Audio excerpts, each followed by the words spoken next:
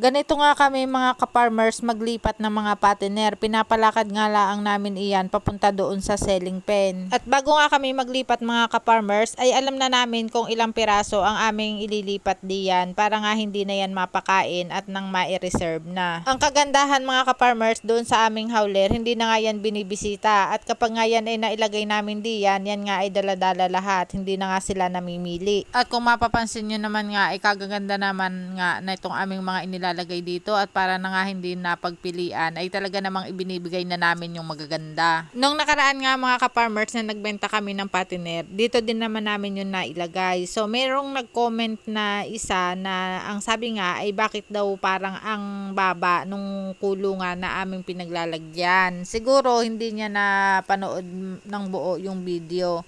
Akala niya dito na lang talaga sila lumaki. So ito pong area na to, selling pen po talaga yan. At dahil hindi sila magkakasama sa isang kulungan mga ka-farmers, kapag maglilipat ay dapat talaga ay may bantay. At kita nyo naman na ang mga yan nga ay nagbababag kapag hindi nga sila magkakasama doon sa pinagkuha ng pen. Katulad na lamang ng isang ito, kita ninyo at hingal na hingal. Ayan nga ho ay sinakyan ng mga kasamahan tapos may bumabag pa. Ang ginawa ko nga diyan mga ka-farmers ay pinaliguan muna para nga medyo ma-relax ng kaunti. At kapag hindi pa nga nadaan sa paligo, ay yan nga ay yung papaupuin, pahihigain o kaya ay katulad ng aking ginawa, ayan nga ay nililitasan ko ng kaunti doon sa bandang tenga niya. At kapag kayo ay maglilipat at meron na kayong nakita na hinihingal, ay wag ninyong pupwersahin. Hayaan nyo muna siya doon sa kanyang kinalalagyan. At kapag nga medyo ayos na siya, ay saka na nga ninyo yan palakadin. O kaya kung meron kayong makakausong, ay usungin na lamang. Ayan naman ho, mga ilang oras laang magbababag at pag nga ho yan ay naka-relax